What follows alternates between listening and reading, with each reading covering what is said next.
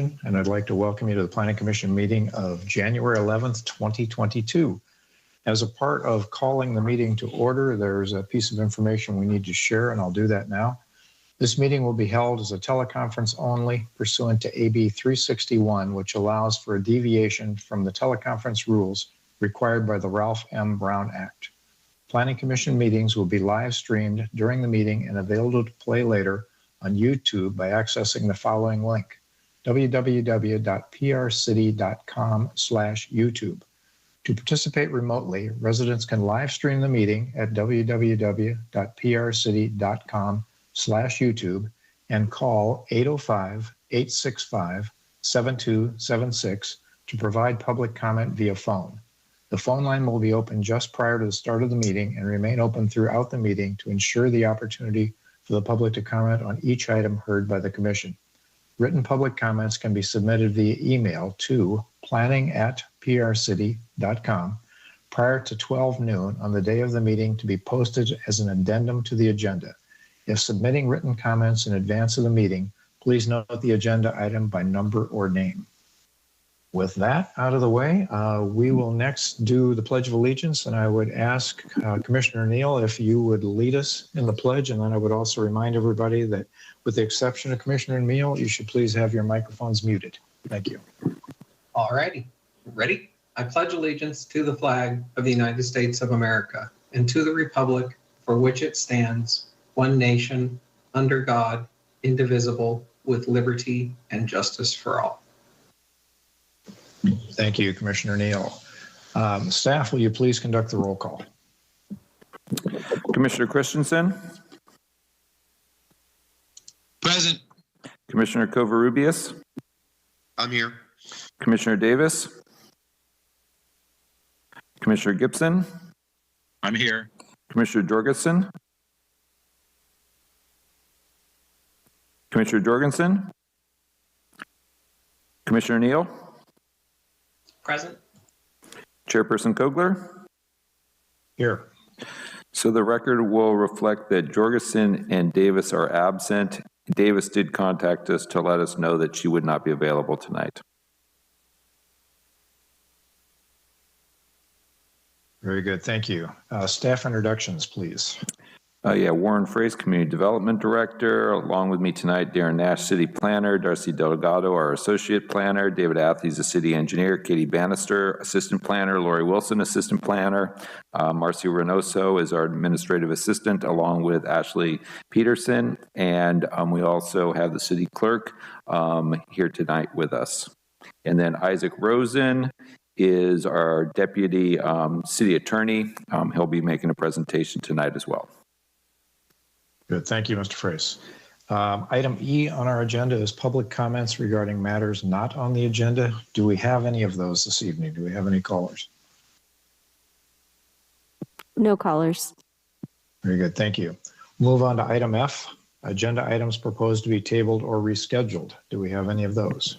There are none. Seeing none, we'll move on to item G, which normally has items, but tonight seems to be void of any public hearings, so there will be no public hearings this evening. We will move into the discussion items, which are item H on our agenda. We have two of those this evening, the first of which is an action item by the Commission, and accordingly, I would assume, Mr. Frace, we will take some public comment if there's any out there to be taken. Yes, just like you would a normal hearing. Gotcha. Very good. Okay, we are now... Chairperson Kogler. Yes, Mr. Gibson. This is Commissioner Gibson. I am going to be recusing myself from item number 1. The applicant is a client. Okay, very good. Thank you for letting us know that. So we're moving into item number 1 of discussion items, which are street names for tract 3105, River Oaks 2, phases 3 through 5. Is there a staff report? Yes, good evening, Chairman, members of the Commission, Darren Nash, City Planner. As you mentioned, this is a request for some new street names for River Oaks 2, phases 3 through 5. River Oaks 2 is located up near Cuesta College, along the bluff of North River Road, north of Rolling Hills Drive, River Oaks Drive. And this is phases 3 through 5. So phases 1 and 2 are under construction at this time. And this is phases 3 through 5. I noticed Dick Wilhoit is in the audience today. Not sure if Wes Wilhoit is as well, but they are the applicants. What we're looking for tonight is the Planning Commission to review and approve the proposed street names.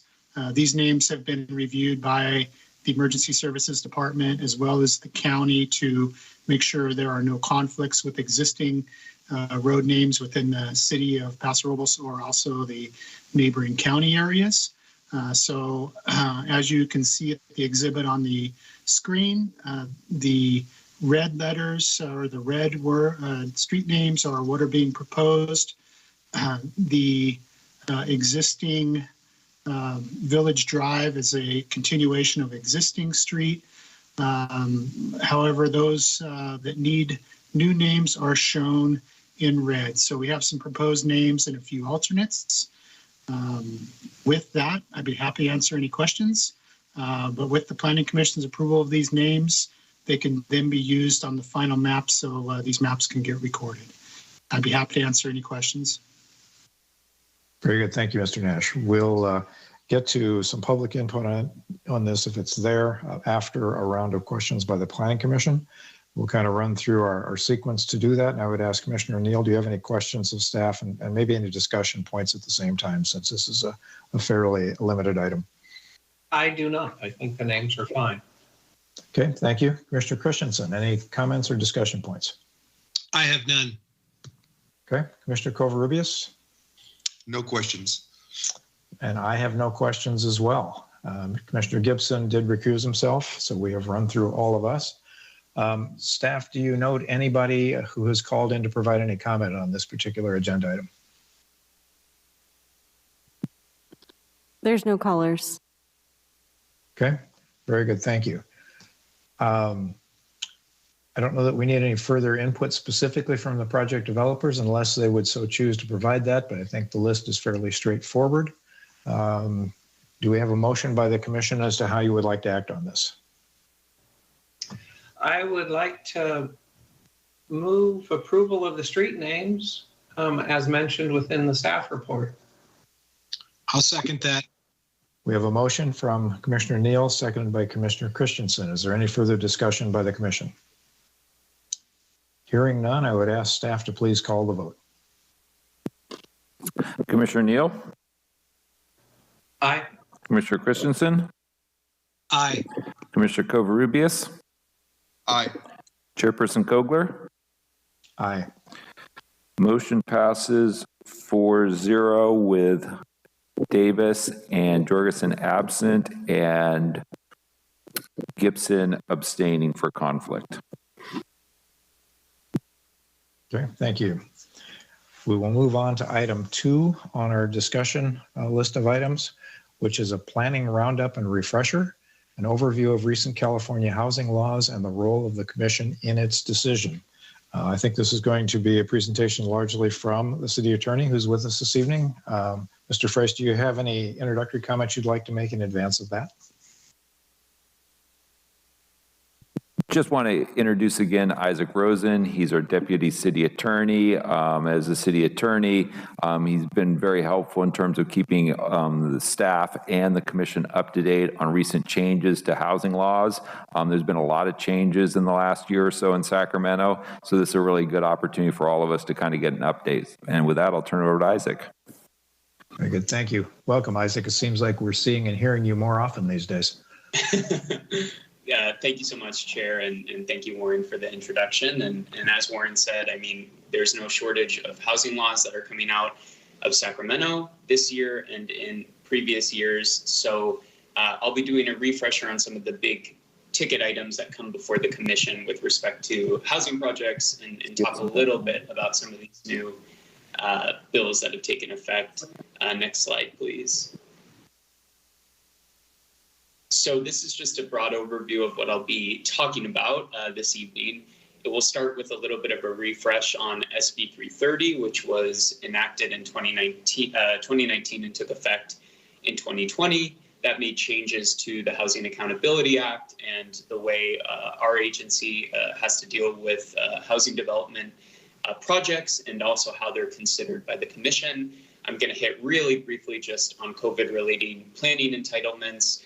And then for purposes of describing recent changes from Sacramento this year on density bonus law, I'll be talking a little bit about sort of the march from the state towards more flexibility and more incentives on density bonus projects.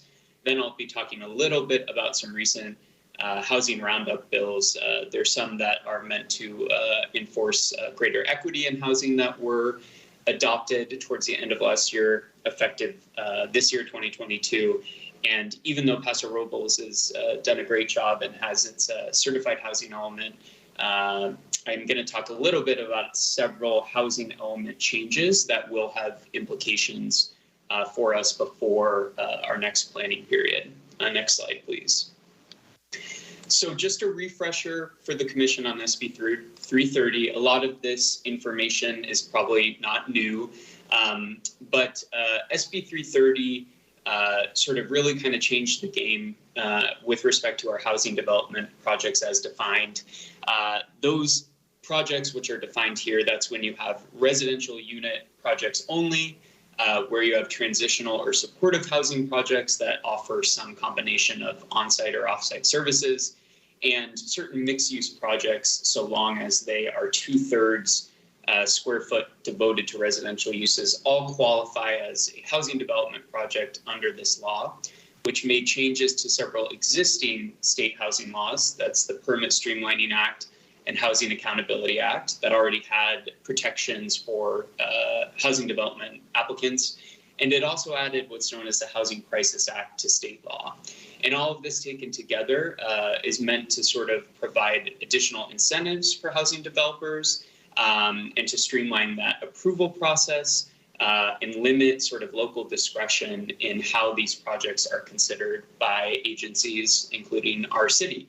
And so one note off the top that I think is always worth mentioning in sort of a rehash of SB 330, housing developers now have the ability to sort of receive a freeze or a vested interest in our existing standards.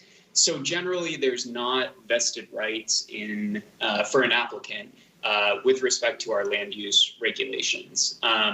So if they change, with the general plan or zoning code amendments, which we do not infrequently, then applicants are subject to those new requirements. Under SB 330, once a housing development applicant has submitted a preliminary application, which means essentially an over-the-counter approval, if the city has a list of things it needs from a housing developer in terms of the actual materials for a development project, once that is deemed complete by the city, the developer receives a freeze in objective development standards in effect on that date, meaning as they work their way through the approval process, they have some comfort, or at least that's kind of the impetus behind the change to law. They have some recognition that those standards will be the same the entirety of their project. Next slide, please. So a couple of things to just hit on from SB 330. For these housing development projects, there is a limitation. And what I should say at the outset here is many of the limitations or incentives provided to housing developers are specific to when those projects or proposed projects are consistent with objective general plan and zoning development, design, and subdivision standards at the time the application is deemed complete. So the states essentially said, if your project is consistent with objective standards, so those that don't require personal judgment, that are codified in the local agency, then you get an even quicker process to approval, and we'll talk about it a little bit, but there are also less options for a city to sort of condition or restrict the project from getting approved. So one of those that I think is worth mentioning is for qualifying housing development projects consistent with our general plan and objective zoning standards. Once that application is submitted, it's subject to a 5-hearing limitation, which means between sort of study sessions and the planning commission hearing, the city council hearing, and any appeals relevant to those entitlements, the decision has to be rendered by the local agency after 5 hearings, although state law is silent in terms of what happens after that time, but that's sort of the new standard that's meant to restrict the amount of times discretionary decision makers sort of have a bite at the apple. And this is not limited if there are legislative approvals needed, which includes, for instance, a general plan amendment. And in that instance, obviously, a general plan amendment would mean the project's not consistent with objective general plan standards. So there's also a restriction that says there can't be a reduction in density. So a housing development project, it's one of the few instances where if a city were to make a reduction in its general plan or zoning designation densities for housing, the state law says going forward after the enactment date of SB 330, that's a no-go.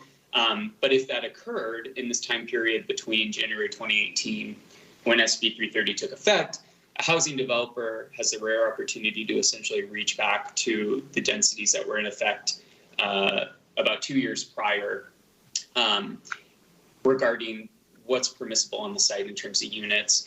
And then for the agency going forward, this limit on no reduction of density means that if the local agency were to undertake a general plan amendment or a zoning code update where they were going to reduce residential density in some zones, that would have to occur concurrently with an increase in residential capacity somewhere else. And that's what's known as no net loss. Next slide, please. So SB 330 also says a city can't require a rezone in certain instances. And this isn't true of our agency. We're quite a bit on top of these sort of things. But the purpose and what this really means in the law is that in local agencies where maybe they don't have an up-to-date general plan and they've done a number of zoning ordinance updates that are inconsistent, the inconsistency resolves in favor of the objective standards in the general plan. So in that instance, a housing developer can't be requested to essentially rezone under a local agency zoning ordinance, provided they are in compliance with the general plan. So sort of a large one from SB 330 that's worth flagging too is this sort of second bullet point. So there are limits that were imposed on the use of subjective design standards. So really what this means is if a housing development project is consistent with objective general plan and zoning ordinance standards, meaning those standards that don't require independent judgment or subjective judgment, then the local agency cannot deny one of those qualifying applications based on any non-compliance with subjective design standards. So really, the limitation here is that for these qualifying projects, it limits discretionary review to the extent a project could be previously conditioned on sort of amorphous approval standards. And the example I included here is just, something that's compatible in scale, bulk, or massing, which is a judgment call. It doesn't mean that the city needs to throw out all of its subjective design standards. It just puts a limitation on the way those can be used for approval of these type of housing development projects. And this last part of the slide also gets a bit into that. If one of these projects is consistent with those objective general plan and zoning ordinance standards, the local agency cannot deny the project, the housing development project, or require a reduced density on the site without making some pretty high-level findings. There has to be a specific adverse impact on public health and safety. That will come up a bit in our density bonus discussion as well. And not only does there need to be a specific adverse impact on health and safety that the project would result in within the city, there can't be any feasible ways that can be mitigated for project approval. So really for these types of projects, there's quite a bit of restriction on the denial of these types of housing development projects, which is something certainly to keep in mind. And I think with some of the other laws we'll be talking about, and the Planning Commission may recall from not that many months ago, we also just have a massive I was going to say a massive bomb from the state. That's probably not the best word. We have SB 9 that we're dealing with now as well, which is just a sea change, I guess, in terms of how we deal with density. So the Planning Commission will be exposed to more instances of different types of housing projects, I think, moving forward. And so SB 330 is a good thing to keep in mind in light of all those even more recent changes. Next slide, please.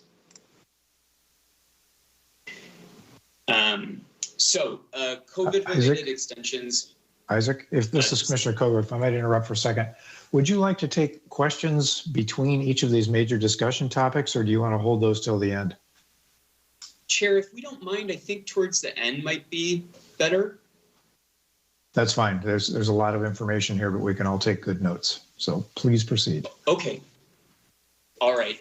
And I'll try to keep it brief on some of these. So this bill, AB 1561, which took effect in 2020, is just something for the commission to consider, that there was a state law that, in result of COVID, essentially allowed a number of housing entitlements that were issued and effective prior to sort of when the pandemic started and that were set to expire by December 31st of last year.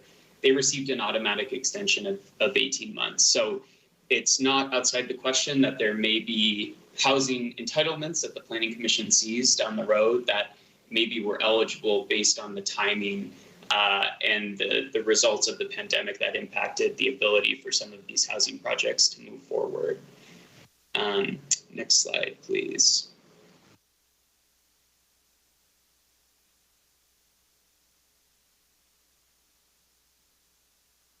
I think there's one more bullet point. Yeah, but we can move to the next item. So I want to talk a little bit about density bonus law. For just a refresher on sort of the broad parameters of it, density bonus law is a state required incentive that essentially says if a housing developer is going to restrict a certain percentage of units that are with a deed recorded covenant that restricts the unit for an affordable rent under state standards, then they're automatically eligible under state law ministerially to go above the base density that's allowed in the zone and build additional market rates units. And that's what's known as a density bonus. So state law has codified these standards to incentivize housing developers to take a certain percentage of their units. And if they restrict them over a 55-year affordability term to someone who qualifies based on their income and based on state area median income, then they can receive not only additional market rate units, but they're also eligible for what's known as incentives or concessions. And this means, depending on how deep the affordability mix is, that they could receive 1 to 4 incentives or concessions from our development code. So if a housing developer is going to do 25% affordable units and they receive, say, 2 concessions, they can use those concessions to ask, for instance, to be outside the bounds of what our standards require. So maybe they want to build a story above what would otherwise be required in the code, or they want to go up to the property line with no setback. And this is an instance, if they're eligible for a density bonus, that they are allowed to take those types of incentives or concessions, and there's limited grounds for the city to deny them. And it's the same note from our discussion on SB 330, which is that unless there's a specific adverse impact, the city essentially has to grant the requested density bonus. And AB 2345, which took effect last year, shows just the direction from the state, which is to increase the incentives here. They increase the maximum density bonus that could be received from 35% up to 50%. So that's, if you meet that ceiling threshold under state law, then essentially ministerially an applicant could go 50% higher than they would otherwise be eligible for under base density. And then they could also seek a number of concessions from our development standards. Next slide, please. So there's been a number of changes to density bonus law that took effect this year that I just want to give sort of a broad overview of. AB 571 and AB 634 are more applicable to local agencies that have what's known as an inclusionary ordinance on the books. So some cities, in addition to incentives that have to be given under state density bonus law in any jurisdiction, also adopt their own inclusionary ordinance that requires new development to covenant a certain percentage of housing for affordable units. So AB 571 says, in those instances, if a local agency has sort of affordable housing fees associated with an inclusionary ordinance, those actually cannot be imposed on qualifying units for a density bonus. AB 634 says for those agencies with an inclusionary ordinance that if they want to go beyond the required affordability covenant that's mandated by state law, which is 55 years, they're free to do so. And again, that affordability term really means if someone's going to be eligible for a density bonus project and they're representing that, say they're going to reserve 25% of units to low-income residents, then they have to record a deed restriction that sort of the city gets the chance to look at that says that that unit is going to be restricted over a 55 years term. And obviously for rental units, that's something that the property manager and an owner would need to ensure. And for sale units that are eligible for a density bonus, it's something where sort of resale restrictions come into play. So SB 290 did a couple things, but I thought most interesting, even if not directly applicable to Paso Robles, is it created a new qualifying density bonus category. If a student housing developer is going to do an exclusive development of just student housing at an accredited university or institution with a minimum of 20% of units reserved for lower income students, they also qualify for a 35% density bonus in the number of units that would otherwise be allowed under code, and one incentive or concession from development standards. SB 290 also said there used to be a restriction of when you were doing a density bonus project that was actually selling the units, that moderate income units, which equals or does not exceed 120% of whatever the area median income is in the county, had to be under common interest. So they had to be condominiums. And the state has gotten rid of that requirement. So a density bonus project that maybe had a series of units within, say, a triplex or a fourplex, if they were going to reserve one of those units for sale to someone who qualified as a moderate income purchaser, it no longer has to be that those units are connected under common ownership. And additionally, the state whittled down the ability for a state to deny a density bonus incentive or concession or a waiver, which is another similar item where they can seek sort of relief from an agency's codified code. So it used to be that if you had a specific adverse impact that the project was going to have on the physical environment, you could deny one of these requested incentives, and the states removed that exception. So it's up to the agency to make findings that could be challenged by the proposer of the project to say we couldn't grant a specific incentive or concession due to health and safety concerns. And finally, on SB 728, this one I think is a bit confusing in my read of the law, but it essentially says if a density bonus project is going to sell the units, the developers have to either ensure that the initial occupant is going to be subject to some sort of equity, sweat equity sharing agreement, missed a word there, or if a nonprofit is going to purchase the property, there needs to be some buyback option with an affordability restriction. Next slide, please. So quickly, I wanted to hit on three what I consider sort of housing equity laws that took effect on January 1st. Again, I think it's just a sort of a temperature of where the state is. AB 491 essentially recodifies existing law. It basically says, and using a density bonus project as an example, if a project's going to restrict several units or some percentage of units to an affordable income restricted occupant, and that's within a larger development, multifamily development, where there are also market rate units, the developer has to ensure that the market rate occupants and the affordable rent occupants receive the same access to entrance areas and amenities. Affordable units cannot be isolated or sort of segregated within the multifamily residence. So sort of the clustering of those within a development is in most cases not allowed. AB 721 is interesting. I think we don't know the extent to which this might be a broad change, but it allows the property owner of an affordable housing development to essentially contest with the county, and county council would actually review this, whether there are unlawful CC&Rs or covenant restrictions that target affordable housing specifically, that are deed recorded, but that are unlawful. And so this is an interesting process. It involves our partners at the county.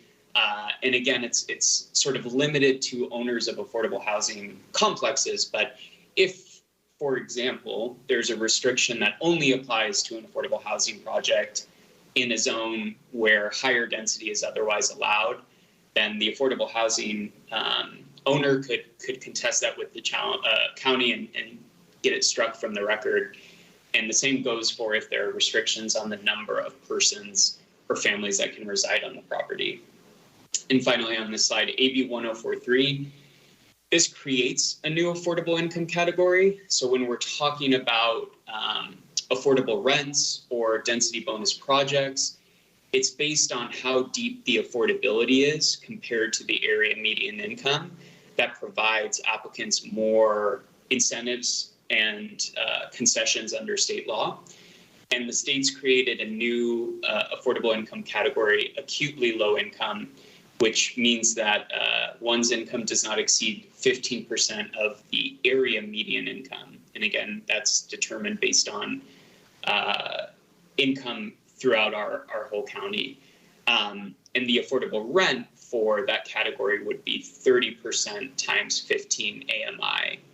So it's complicated. I still often have to check and recheck my work on affordable rents. I bring it up just because it's possible the commission and the city might start to see state incentives or grant opportunities that require a certain percentage of units be covenanted for this new very low income category. So that's something the commission may ultimately see. Next slide, please. And finally, these are some changes that are both equity related and have to do with our housing element. And understanding Paso has a adopted housing element, that it's not something that is going to be most immediate for a little while. There are some changes of the law that do take effect and have implications in advance of that time. AB 787 makes changes to the annual progress report that our city has to file each year with HCD. That annual progress report updates the state on our progress in meeting our RENA numbers, as well as just how else we're doing with respect to the goals and plans enacted in our housing element. And under AB 787, something that's interesting now is we received a certain amount of RETA for moderate income households. And AB 787 says during this planning period, up to 25% of the moderate RETA numbers a city received can be met by converting existing units within a multifamily residence into deed restriction rental housing for moderate income households. So it provides another opportunity to try to meet that income category that I think is kind of interesting. AB 1029 essentially benefits, in HCD's estimation, quote unquote, pro-housing agency housing elements. So it essentially sets up a point system that the state administers so that if there's preference in certain funding or grant opportunities related to housing, if a local agency has certain pro-housing policies on the books, and I just have a couple examples there, The state will give priority to those agencies that have adopted sort of broad pro-housing in their estimation changes, like reduced parking for residential zones or certain by right development. Okay, and we're almost done. AB 1304 clarifies existing affirmative fair housing obligations. That's the acronym AFFH. So in recent years, very recent, HCD has required as part of an adopted housing element that local agencies really undertake an introspective and researched analysis of how their policies within the local agency are either hindering or helping fair housing obligations. And so there's a whole list of specific actions that have to be taken within a housing element. And I think this law was passed to essentially just make it clear to local agencies, because HCD obviously sees quite a few housing elements, just that these are mandated requirements that local agencies really take a look at their whole housing element, the four corners of their housing element, and make sure that they're addressing what the affirmative fair housing requirements mandate they do, which includes taking meaningful actions to combat discrimination and overcome patterns of segregation, foster inclusive communities, etc. And that sort of trickles down to really all elements of a housing element. That has to be considered, for instance, when an agency is putting together its site inventory of where its RH, where its RENA numbers are going to go, etc. And finally, SB 478, and this is our last bill, amends the Housing Crisis Act, which is part of SB 330, and says that a local agency specific to mixed use and multifamily residential zones has to allow a floor area ratio, FAR, more than 1% on a housing development project between 3 and 7 units, and 1.25% for multifamily in mixed-use zones where the development is between 8 and 10 units. And it also means an agency can't impose a really restrictive lot coverage requirement that would preclude development from meeting those floor area ratios. Next slide and last slide, please. So I know that was a ton of information, and Chair Kogler, thank you for holding the questions. I know there's a lot to dig into there, but let's open it up, and I'm happy to answer any questions with, I know, a lot of information. Thank you, Isaac. To say tons is a bit of an understatement. There's an awful lot of information here. Before we get into specific questions that the commission might have, it might be helpful, Warren, if you or other staff would maybe just provide some brief setup commentary about how the city and what actions the city will need to take to ensure that we're compliant with these changes that have occurred and that are occurring. I know at the Housing Constraints Committee, we have had some dialogue about subjective design standards, for example, but there's a lot of information that, at least for my sake, I'm hearing for the first time here.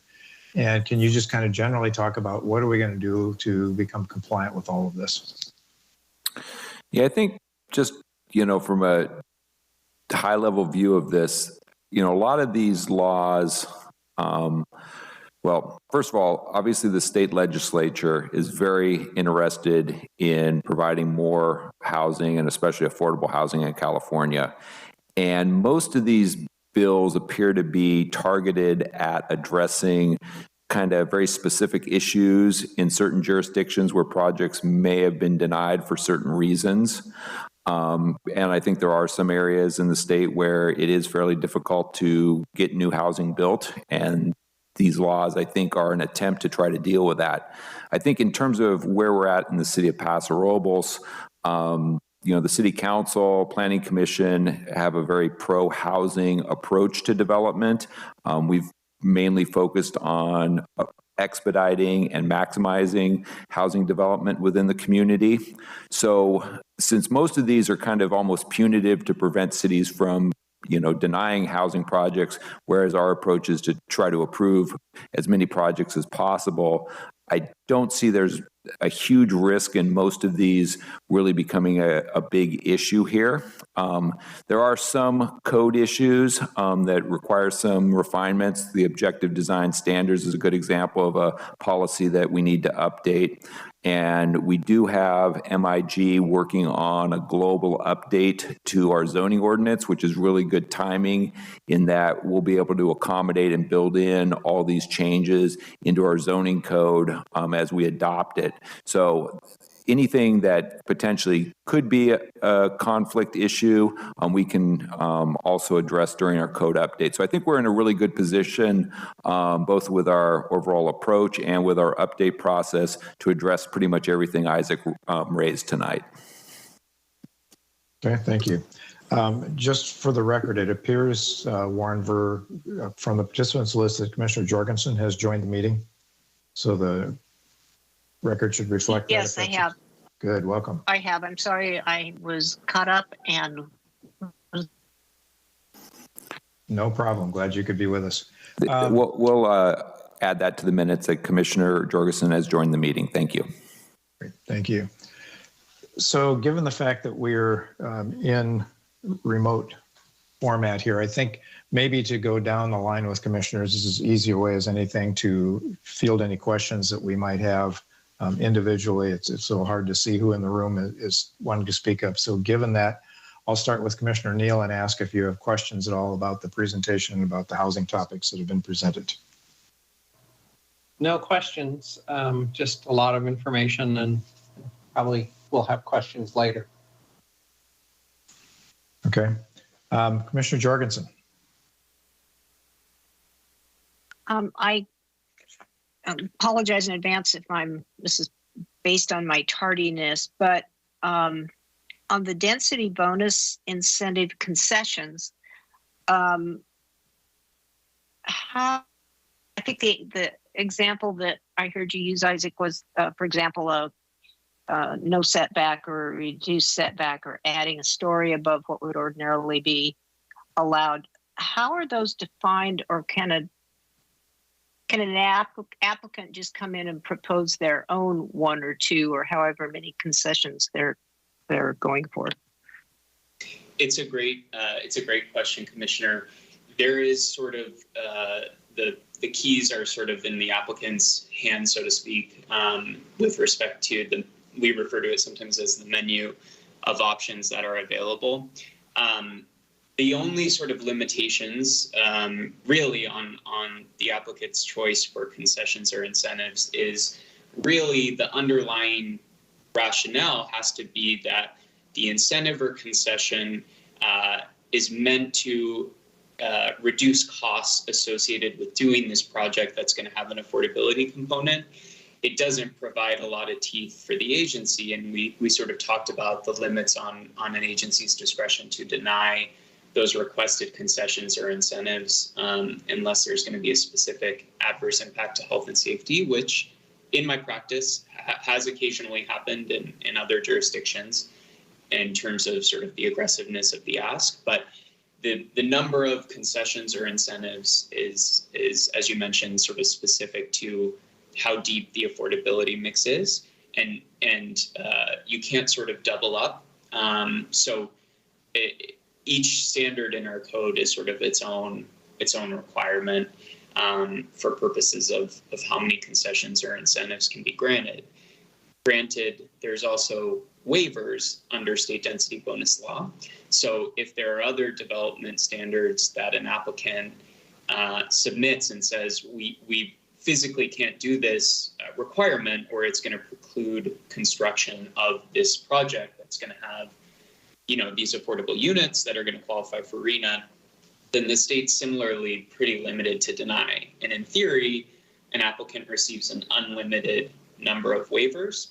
But I would caution all of this intense news with just sort of what Warren said, which is that Paso Robles is a pro-housing city and works hard with its applicants on these types of things. And I think the extent to which density bonus incentives or concessions are utilized in this instance, probably in the majority of cases, aren't going to be expansive or require sort of a significant analysis from the city to the extent to which they may, you know, actually negatively impact the city, in which case there are some limited grounds to deny them.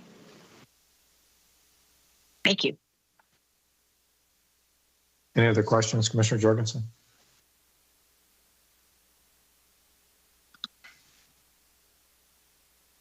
Hearing none. Commissioner Christensen, questions? I don't really have any questions at this time. I want to take some time to absorb this, but can you guys, I'm sorry, excuse me, frog in my throat.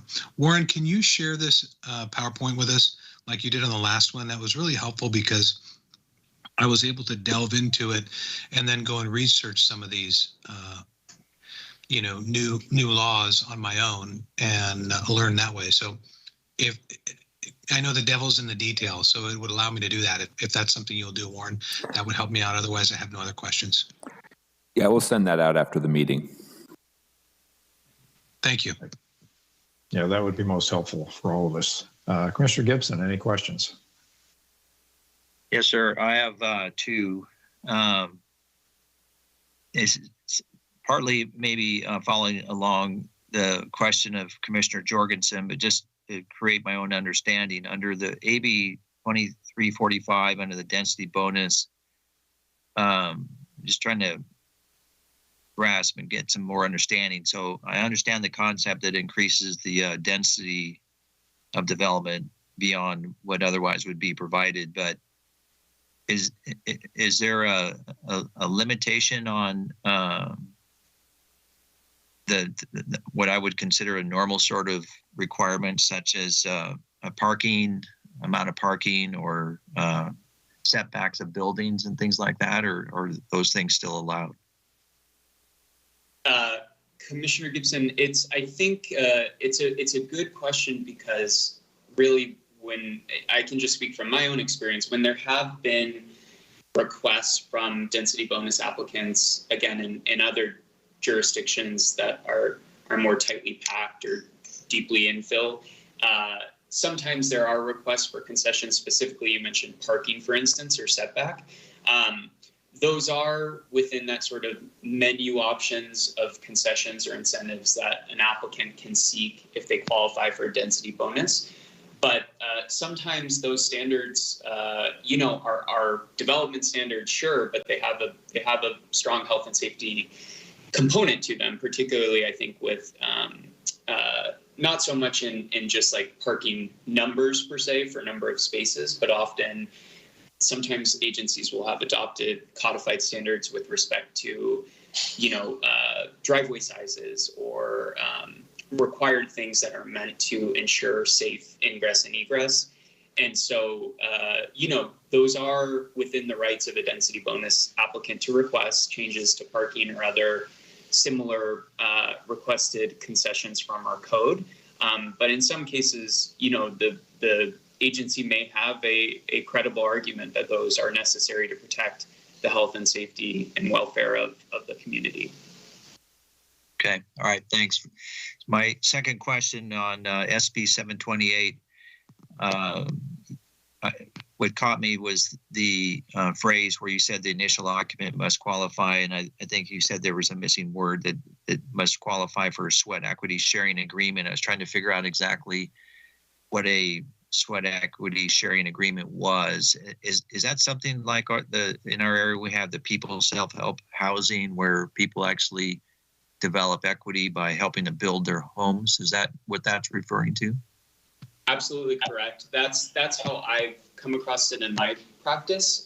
It doesn't come up often, so I expect there may be additional sort of ways it's defined. But Commissioner, that is how I've seen sweat equity come into play. Sometimes with, for instance, a Habitat for Humanity project where someone's engaged with the construction of the unit or something similar. Okay. All right. Thank you very much. Those are all my questions. Okay. Thank you. Commissioner Covarrubias. Thank you, Chairperson Gober. Isaac, thank you for the presentation. Like Commissioner Christensen, a lot of information to absorb, and I look forward to getting this separately so I can dive into it. But great job. Appreciate the information. No questions. Okay, thank you. Isaac, I just have a couple on SB 330. Is there a time limit placed on the city's decision process to determine when an application is complete? Chair, there are certain requirements under existing requirements that predate SB 330 under what's known as the Permit Streamlining Act that do require a certain amount of time for project approval. However, that's often measured by when a CEQA document is approved. So I would say my general response is not really. There's the 5 hearing limitation, and there are certain existing standards that say, for instance, if entitlements or the CEQA document are improved separate and apart from one another, which doesn't happen that often. Usually they're taken at the same time, and the decision makers will make, a motion that separately handles the environmental piece and the housing entitlement piece. There are certain restrictions if those were to be taken separately. But overall with SB 330, there's no specific shot clock, so to speak, on when the project needs to work its way through the decision-making bodies. Okay, thank you. And then also I'm wondering, it'll be great to have a copy of your slides. That'll give us a good reference point. But I'm wondering if there's on any of these topics, is there kind of a Cliff's Notes summary type thing that exists between your more bullet point approach on the slides and between us pulling numerous copies of full legislation and pouring through that? Absolutely, Chair. League of Cities or somebody, if there's anything out there that would be a summary for us that you guys or staff could point us to and provide us copies of, that would be greatly appreciated also. Happy to do so. I can say right now, and we'll send to our planning team, we have, our firm puts together sort of housing roundups. And so we have one from 2020 that addresses some of these items that were discussed tonight. And then our working group, of which me and Elizabeth, our city attorney, are both a part of, is putting together these new 2020 bills. Each one that I talked about tonight will be part of a similar sort of compilation. And so we'll definitely make sure those are passed along to the commission. And this isn't meant to be a one and done type of thing with respect to talking about these. We can certainly do more, both in real time and just as things arise.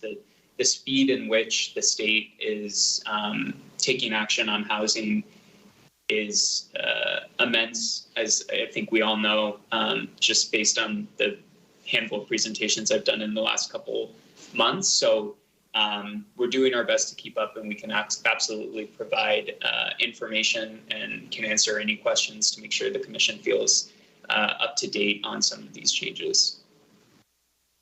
Perfect. I think we all would appreciate that.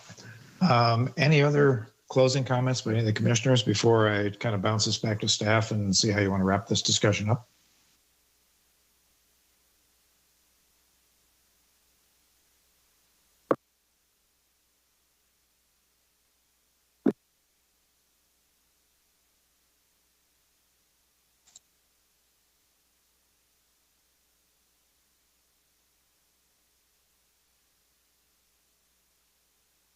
Commissioner Kogler, do you want staff to wrap up?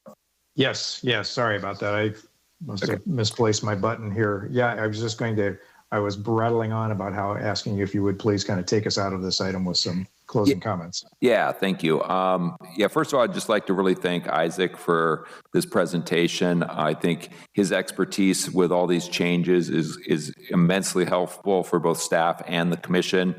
I think in perspective, what's going on right now at the state level is probably the most sweeping changes to state planning law since most of these laws were adopted in the 1970s. So I think we're kind of in a period of significant, revision and change. So having BBK on board to help us through that is very useful. And I think we just need to keep in mind that this is a period of significant change, and a lot of things that we may have assumed were the way planning has always been done may need need to be rethought in the near future here. So I think we're kind of in the middle of a sea change, and I think, it's very useful to have somebody like Isaac and Elizabeth on our team to kind of help navigate that period. Okay, thank you. With that as a close, we'll move from our discussion items, which is agenda item H, to our consent calendar, which is agenda item I. We have a couple of actions this evening. One is Development Review Committee minutes from December 6, 2021. The other is Planning Commission minutes from December 14th of 2021. Are there any questions or comments, changes to any of the minutes that the commissioners would like to put forward?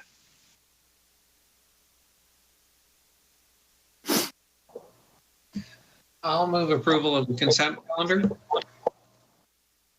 We have a motion from Commissioner Neal. Is there a second? I'll second that. We have a second. Was that Commissioner Christensen? Yes. Great. Okay, we have a motion and a second. Any further discussion on the minutes? Hearing none, staff, please call the vote. Commissioner Neal? Aye. Commissioner Christensen? Aye. Commissioner Gibson? Aye. Commissioner Jorgensen? Aye. Commissioner Covarrubias? Aye. Chairperson Kogler? Aye. Motion passes 6-0. Okay, next on our agenda is item J, other reports. The first of those is very timely, the Housing Opportunities and Constraints Committee and Zoning Code Update Report. Yeah, so that really dovetails with what we just talked about, which is the need to increase housing supply. That's one of the main roles of the Housing Constraints Committee, is to look at ways to increase housing production in town. We have a meeting scheduled for next Thursday, which is January 20th at 3 p.m. Staff's in the process right now of sending out notices to the community about this meeting. This meeting actually will be a fairly significant meeting. The Constraints Committee is going to be basically hosting a workshop to review possible changes and expansions to the Uptown Town Center specific plan. There's some kind of peripheral neighborhoods that have R1 and R2 zoning that have been discussed as potential to be included in the specific plan to allow for more density and more flexibility for development. So this workshop, we will be noticing about 1,300 property owners in that area, and we'll be asking for public input on that. Likely the Housing Constraints Committee will make some sort of recommendation to Commission and Council about whether to move forward with that potential change. The other thing going on is a zoning code update. So as we mentioned, MIG is working on the code update. They've completed what they call the code diagnosis. So they've gone through and identified all the issues and problems with our code. And now we're starting the process of reorganizing and reformatting the code. We'll be coming back to the Housing Constraints Committee and the Planning Commission in the near future with some updates and asking for some further direction as that process moves forward. That concludes that report. Okay, thank you. And I would assume, as the prior Housing Opportunities and Constraints Committee meetings have been, this will be a virtual meeting on the 20th? Correct. It's a virtual meeting, and we are trying to maximize community participation. So this could be a fairly big meeting. Okay, very good. Thank you. Next on our discussion agenda, it's a new year and it's a new project, Paso Robles Street Report. Yeah, so that's on our work program for 2022. We'll need to reconvene the ad hoc committee to begin work on this. We're looking at some dates on that. We'll be reaching out fairly soon, trying to get that first meeting scheduled. Okay, we look forward to that. Thank you. Item number 7, under other reports, the DRC rotation schedule. It was circulated, I think, and is there any conflicts or issues that anybody needs to raise?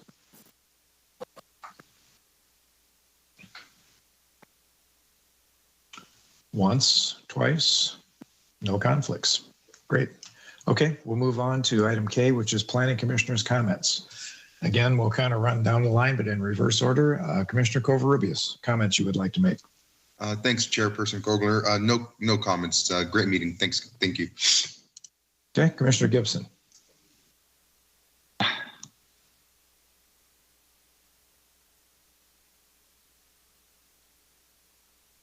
Commissioner Gibson, any?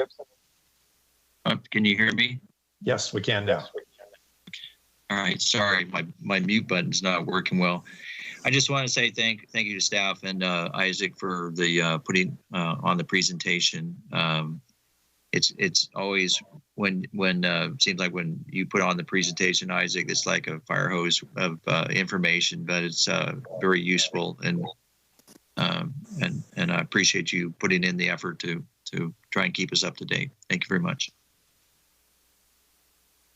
Okay, Commissioner Christensen. I have no comments. Thank you. Okay. Commissioner Jorgensen, any comments?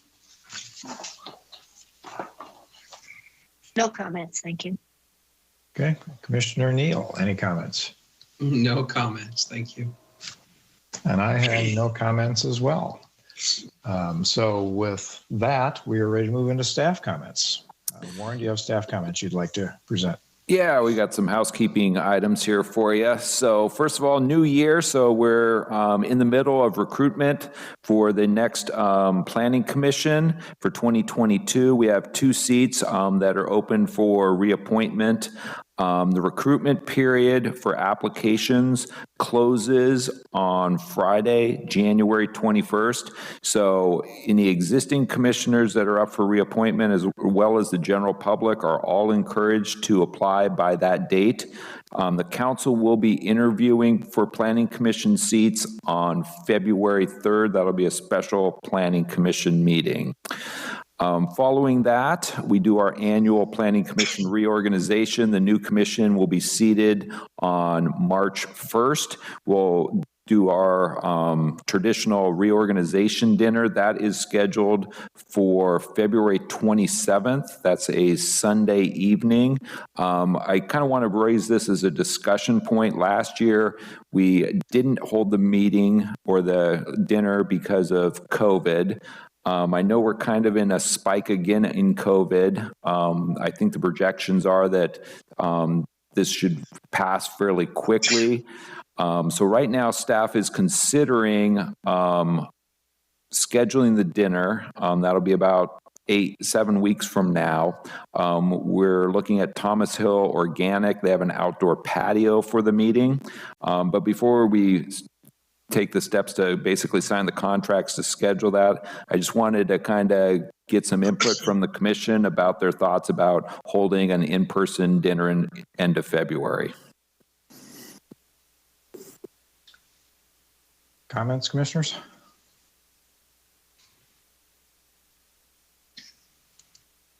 This is Commissioner Gibson.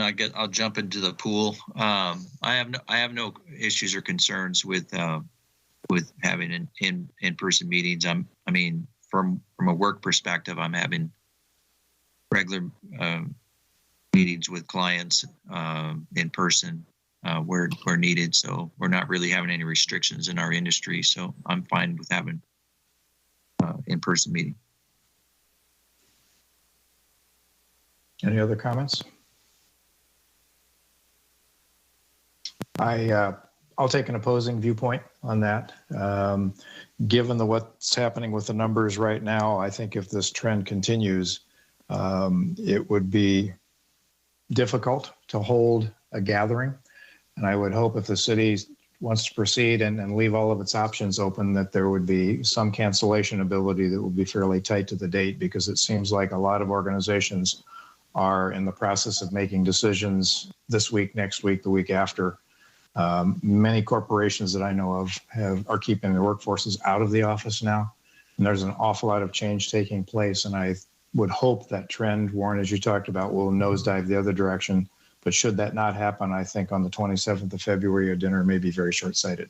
It's my own personal opinion, and I hope we're not at that point.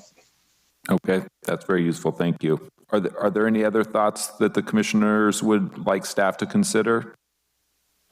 This is Commissioner Christensen. I don't have a problem with the February, end of February dinner.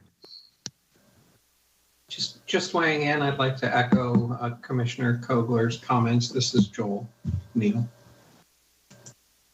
And this is Commissioner Covarrubias. I wouldn't have an issue meeting in person again, but it really depends on where we are at that time with regards to the pandemic. So, I can go either way. I'm okay meeting in person, but obviously if things continue to spike and things are not good with the numbers, then my concern would be what kind of backlash would we get for meeting in person if the numbers are high. This is Commissioner Jorgensen.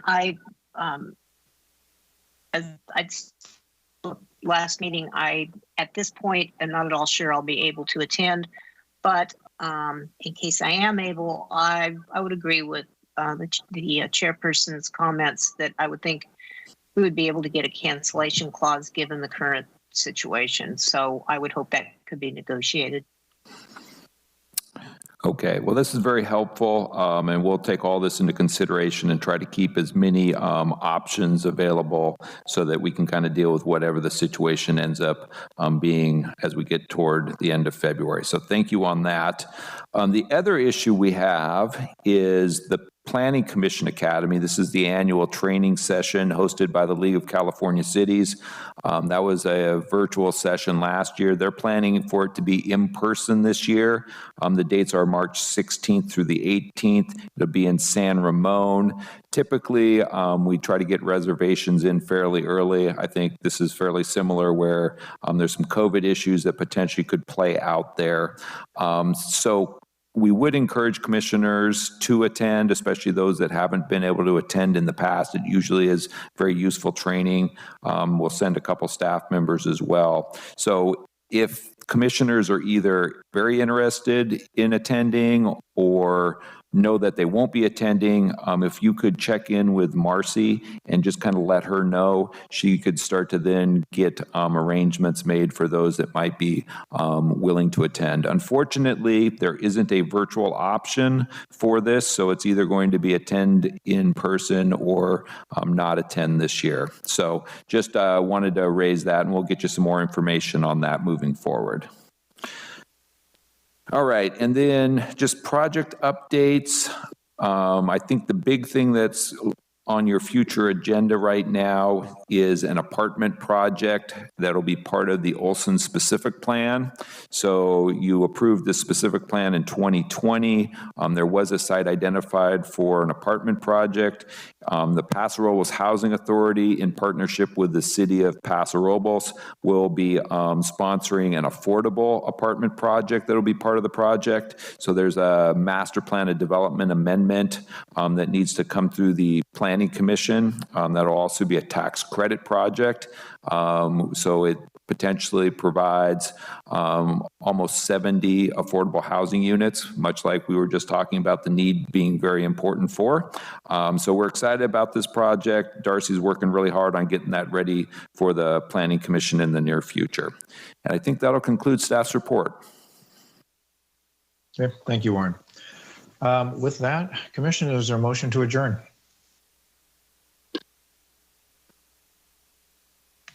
So moved. A motion from Commissioner Covarrubias. Do we have a second? I'll second the motion. Second, Commissioner Gibson. All in favor, please say aye. Aye. Aye. Aye. There's a chorus of ayes, so we are now adjourned. Thank you. all. Stay Thank you, healthy everybody. out there. Good night, everybody. Good night. Good night.